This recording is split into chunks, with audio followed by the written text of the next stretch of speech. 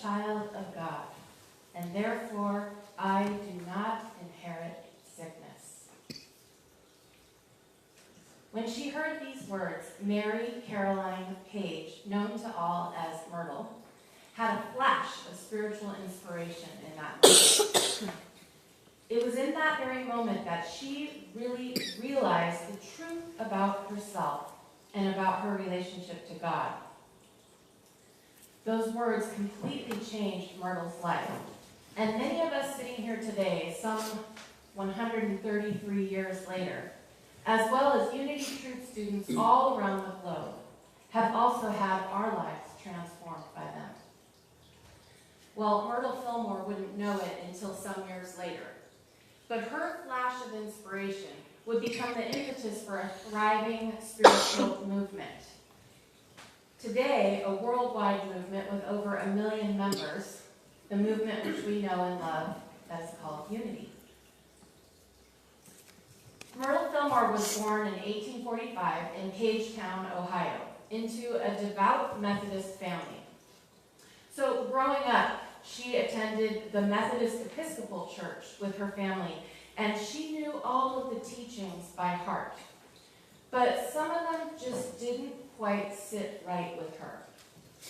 She was always a deeply spiritual person with a very inquisitive mind. And in a time when most women did not have the opportunity to attain higher education, Myrtle attended Oberlin College, where she studied literature. After college, she moved to Clinton, Missouri, and she became a school teacher. But despite that spiritually seeking and avid mind, Myrtle had always been sickly. She had suffered from tuberculosis from a really young age, and later from malaria. Myrtle had been taught her whole life that she was an invalid and that she would never be healthy. But despite her poor health, Myrtle was an enthusiastic teacher. It didn't stop her. She was active in many things, active in her church. And at the age of 30, seeking a better climate for the tuberculosis, she moved to Denison, Texas. And there, she opened her own private school. Well, Myrtle loved literature, she loved philosophy, and she loved poetry. And she especially loved reciting poetry. You know, they didn't have TV back then, so that's what they did for fun. So they would gather together with groups of friends, and they would recite poetry to one another. And it was at one such gathering that she met Charles Filmore. Later, Charles would say that as he watched this vivacious red-haired woman reciting a poem in front of their friends, that he knew in that moment, something inside him said, one day she will be my wife. That didn't happen for a few more years, though. So Charles and Myrtle struck up a friendship based on their shared interests. They were both interested in books, in science, in philosophy, in spirituality, in ideas. They were ideas people, maybe what you would call today intellectuals. So Myrtle left Denison to return to Clinton, Missouri, and during that time she and Charles initiated a robust correspondence with one another. Again, they didn't have email and phones back then, so people would write these long letters to one another. We have some of them. Most of them have been lost, but we do have some of them. And in these letters, they would explore spiritual matters and share their spiritual musings with one another and the spiritual experiences that they were each having. So remember, we're in the 1880s now. In one such letter, Myrtle, writing to Charles, described her own theology as eclectic. Now remember, she grew up in a devout Methodist family. She explained to him, overall is a grand ideal God, but full of love and mercy. Call it by what name you choose, the soul understands it. So she already had the mystic in her. She also experienced God in nature. And in another letter, she described to Charles a day spent in the country where she felt deeply that she was receiving clear messages from Spirit.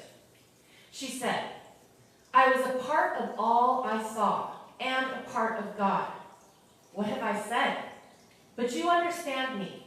You know there are times when we go out and seem to become a part of this great spirit of the universe. Now I seldom dare confess to this foolish other life I keep within myself, but I couldn't live without it. So, as they continued to share their spiritual thoughts and ideas with one another, which were pretty unorthodox for the times, a deep bond was forged between them because of these shared beliefs. So, let's look at Charles now. Charles Filmore was born in 1854 in a log cabin. You gotta love these American frontier stories, right? It's like Abe Lincoln, born in a log cabin on an Indian reservation outside of St. Cloud, Missouri. He had a pretty unconventional childhood, much of which was spent running around the reservation, going in and out of Indian teepees and Indian lodges, just like the Indian children did. His father left the family when Charles was 7, and so he, like many other accomplished men that are coming to my mind right now, was raised predominantly by his mother. Think Barack Obama, Bill Clinton, I'm sure there are many others. So, growing up in the wilderness, and his mother was obviously, she raised 2 boys in the wilderness of Minnesota pretty much by herself. So she was a tough, strong, independent, and very capable woman. So growing up in the wilderness of Minnesota, Charles did not get much formal schooling. And he also didn't have much opportunity to attend church. So he wasn't churched in that same way that Myrtle was.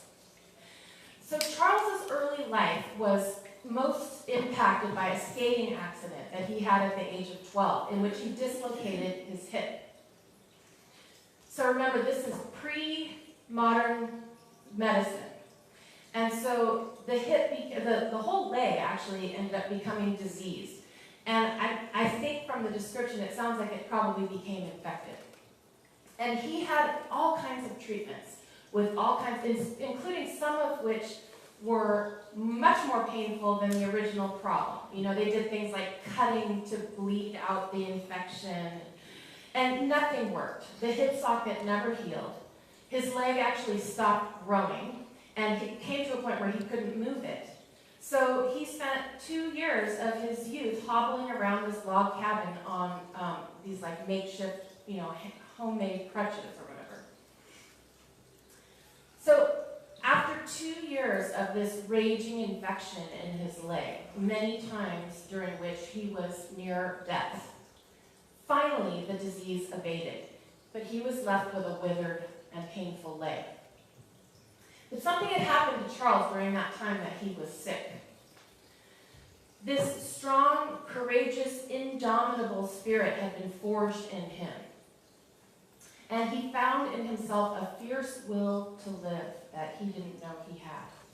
All because of his suffering, what he went through with the illness. So a neighbor woman was educated and took him on as a pupil, and she taught him literature. And he loved to read all the greats. Some of his favorites were Shakespeare, Tennyson, Ralph Waldo Emerson, James Russell Lowell. It was lightweight reading. He was like,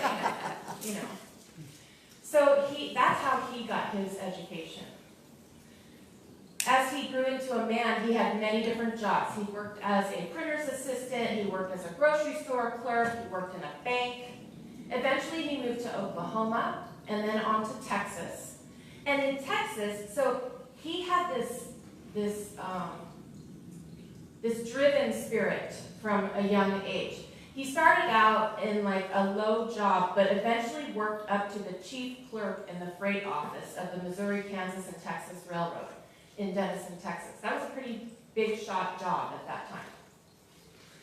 Well, around that time, gold and silver had been discovered out west, and so Charles, with his enterprising spirit and this restless mind that always wanted a challenge, off he goes to Colorado, like many people did then, to see if they could seek their fortune. In Colorado, he worked in mining and had a fair amount of success, and then he got into real estate. But during this time, he was keeping up this correspondence with Myrtle. And he never forgot about her. She'd made quite an impression on him. and they continued to share so many interests and ideas with one another. So eventually he went back to Clinton, Missouri, and in 1881, Charles and Myrtle Filmore were married. Then they proceeded to have all kinds of adventures together. They went off to Colorado, and just picture the times, right? Going off to Colorado, it was like going out west. It was the Wild West and everything. They had all these crazy adventures. And Charles was a pretty shrewd businessman, and he had a lot of success. But eventually, the real estate boom ended, and they returned to Kansas City. He continued to be prosperous in Kansas City and got involved in silver mining. And that went really well for a time until the mine eventually failed in 1887. And around that same time, Myrtle's health was plummeting. She was getting sicker and sicker. So like Charles, she tried all these different remedies, many different doctors, everything she could try, and none of it helped. She was suffering from tuberculosis and malaria. During that time, Charles's interest in spiritual matters increased.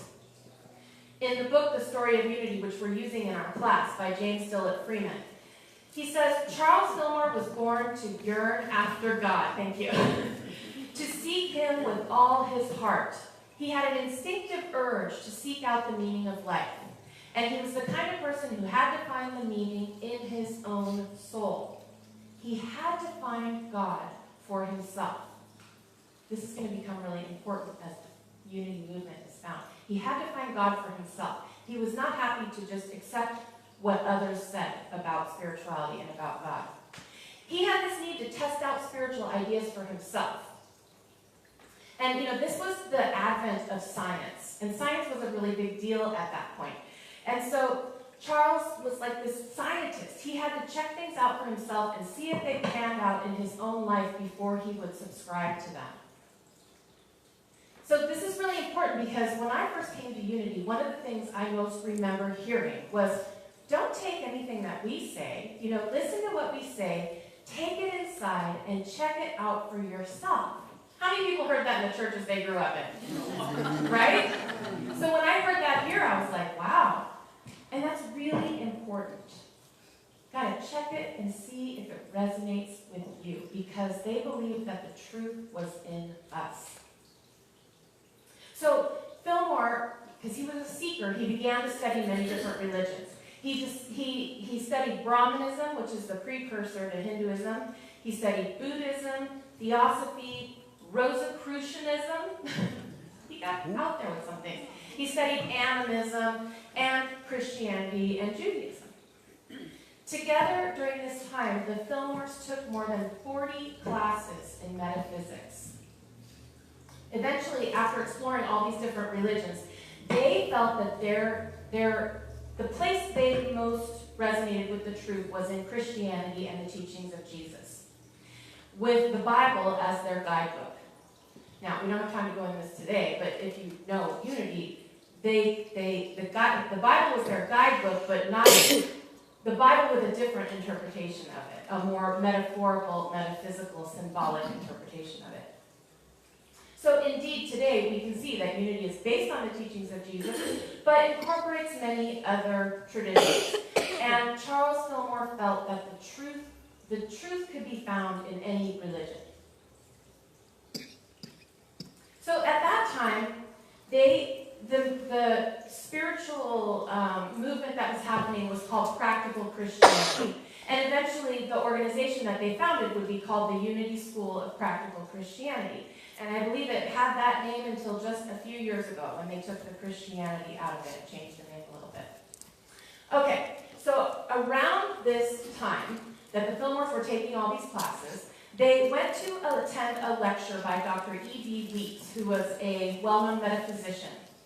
And that is where Myrtle heard the words that would eventually launch a worldwide spiritual movement. I am a child of God, and therefore I do not inherit sickness. When she heard those words, she had a spiritual awakening. She had like a direct revelation from God. And her revelation was that she was a beloved child of God, that God's will for her was perfect life and wholeness. So in some of her writings that are preserved, she said, "I was fearfully sick. I had all the ills of mind and body that I could bear. Medicine and doctors ceased to give me relief, and I was in despair when I found practical Christianity. I took it up and I was healed." So a realization that she had was that life was energy. God was life and life was energy. And this energy was all around us. But it needed intelligence to direct it. So she said, "It flashed upon me that I might talk to the life in every part of my body and have it do just what I wanted. I began to teach my body and got marvelous results." So she said she went and talked to each part of her body, affirming that it was full of vigor and energy.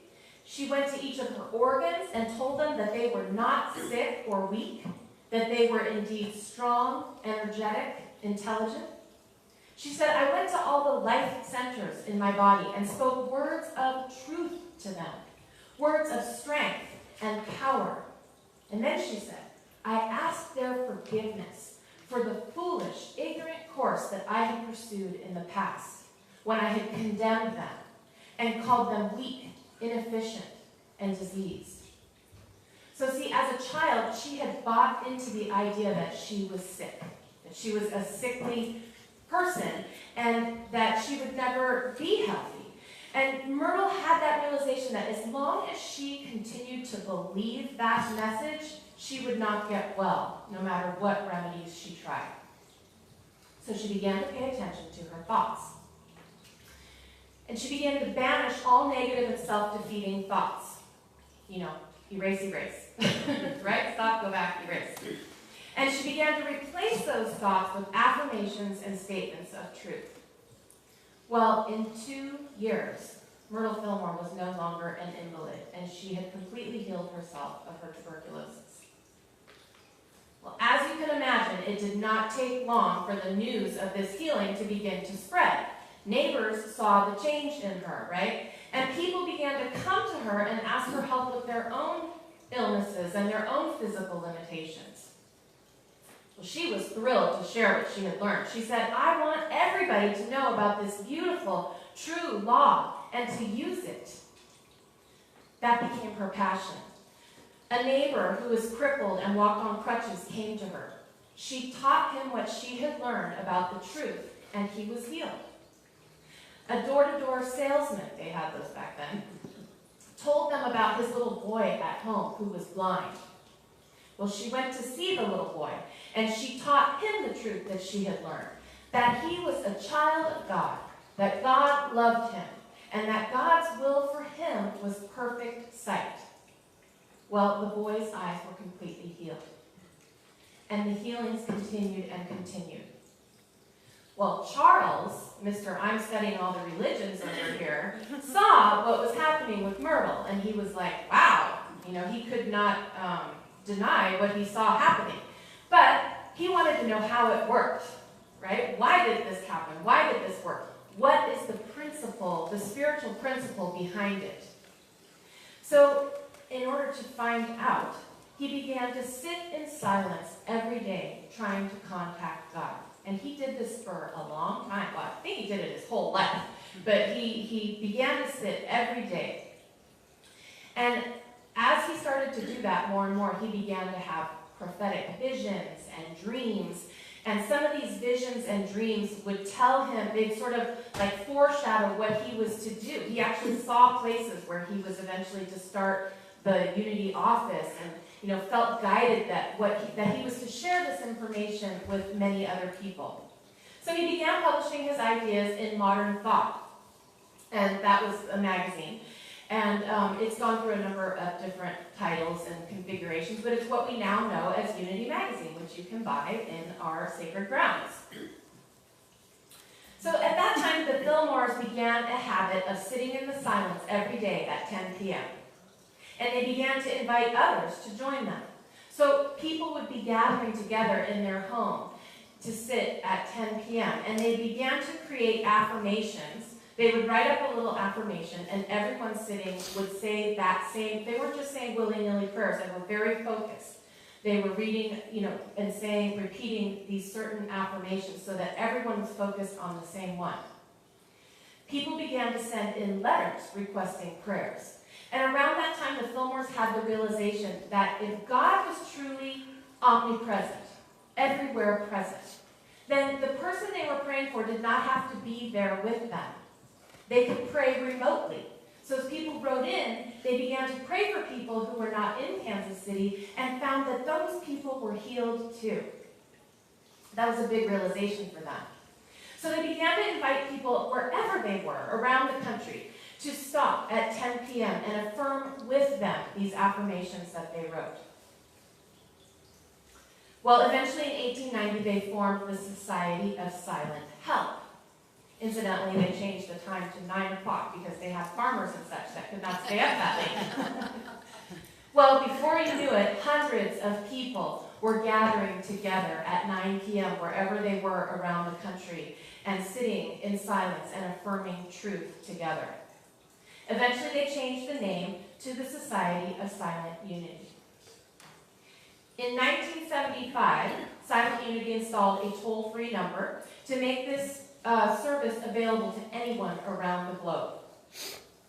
And the Filmores never charged for this service. Okay, they wanted it to be available to anyone. So they've had this deep realization of God's omnipresence and that God's will for us is always good. The only thing that gets in the way of us receiving that good is our own consciousness. And so they realize that we have to align our own thoughts, attitudes, and consciousness with that Christ consciousness, which was the consciousness that was in Jesus Christ, who they had deemed was their way shower. And that if we did that, we would become an open channel for God's good to flow abundantly to us. This is the truth that Silent Unity has held in constant prayer for 129 years. And Silent Unity would become a beacon of light for people all over the world. People who've never even been to Kansas City, never set foot in a Unity church, call Silent Unity in their times of crisis and find someone on the other end of the line who will pray with them. Has anyone called Silent Unity before? Okay, so in my class on Wednesday, I gave the assignment to call Silent Unity sometime during the course of the class. So I'd like to extend that assignment to all of you. And okay, if you can go back, the number's on it, you can look up the number. Now that we're in the 2019, you can call, you can write, you can email, you can, I think even Alexa. I don't know if Alexa takes prayers, but you can tell Alexa, open affirmative prayer, and that gets you into Silent Unity, and she'll pray for you. Wow. Alexa will pray for you. It's awesome. It's been a long time since I've called Silent Unity, but I will say that, and I need to get back in the habit. And they don't mind, they're happy. And you can always tell them, my minister told me I had to call you. They'll be happy. They get that a lot from students that are taking classes. I called Silent Unity when my son was born, and he had a severe infection and had to be hospitalized. And I can remember them praying with me right there from the hospital bed. And after they pray with you, they will send you something from Unity, one of our little tracts, and it will have affirmations or something that's just perfect for the prayer request that you had. So Silent Unity has come to be known as the light that shines for you all around the world. And I'd like to end today by sharing with you, so those affirmations that I was talking about, they eventually became class thoughts, is what they called them. And they were a little pull-out from Unity magazine. You could pull out your class thought, and it was red, and you carried the affirmation around. We're still doing that, guys. They're not red, but they're green and pink and orange, and we're still carrying around those affirmations. So this is the affirmation that everyone involved in Silent Unity held in prayer from April 15th to May 15th of 1890. God is all goodness and everywhere present. God is the loving Father, and I am God's child, and have all God's attributes of life, love, truth, and intelligence. In God is all health, strength, wisdom, and harmony. And as God's child, all these become mine in a recognition of the truth that God is all. And so it is.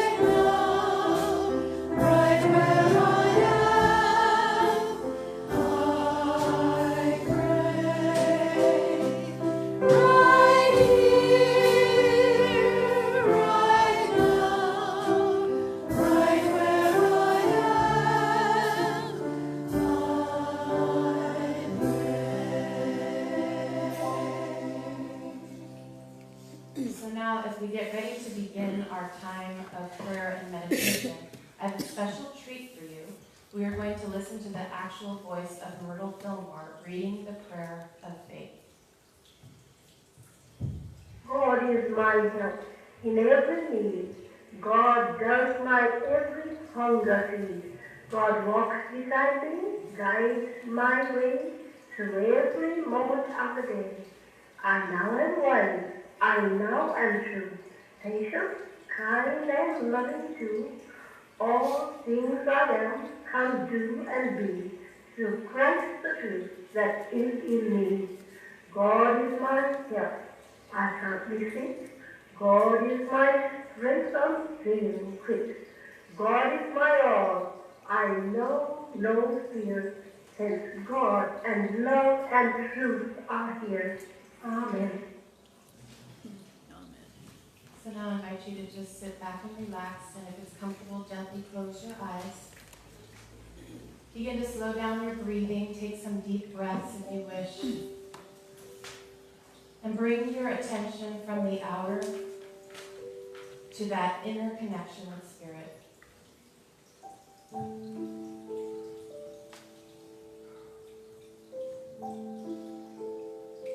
So now we're going to have a special meditation by Silent Unity.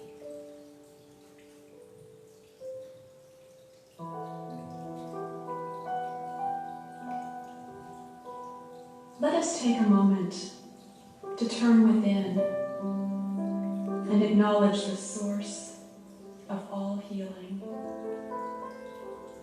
This source is the one presence and one power, God the Good. This presence is the source of all life in the universe. This source is the foundation of all healing and all wholeness. No matter what appearance of illness, disease, or disharmony we perceive, the one presence is perfect wholeness. As you consciously connect with this perfect life at the very center of your being, you open the way for healing to manifest. There is no limit to the healing power of God, for God is always perfect life. You are a spiritual being, created in the image and likeness of God. As you realize your spiritual nature, your human nature begins to reflect this inner perfection. Let us affirm, I am one with the consciousness of God's perfect life in me. I am one with the consciousness of God's perfect life in me. I am one with the consciousness of God's perfect life in me.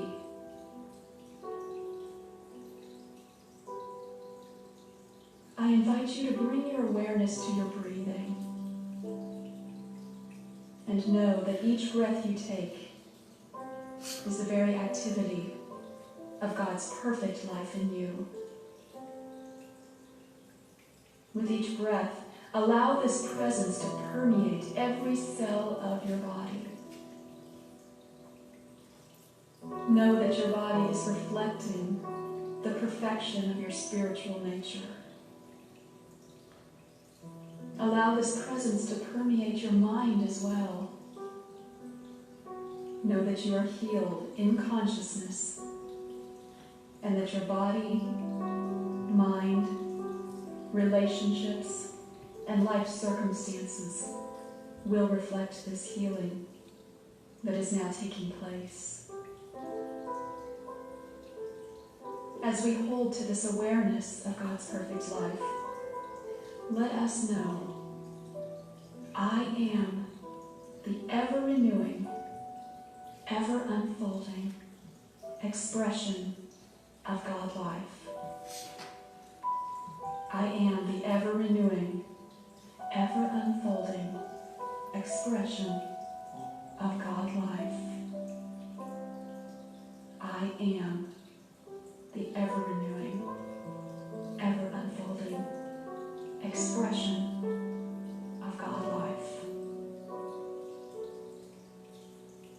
Take time every day to rest in this silent knowing of your own perfection.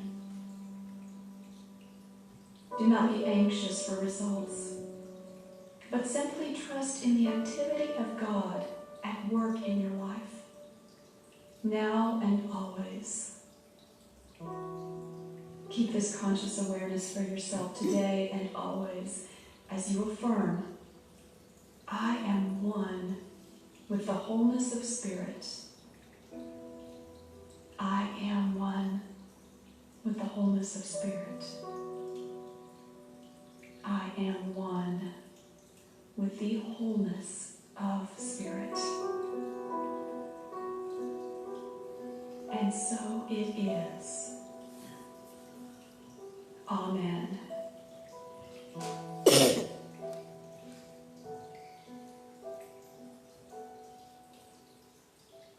so it is. Amen.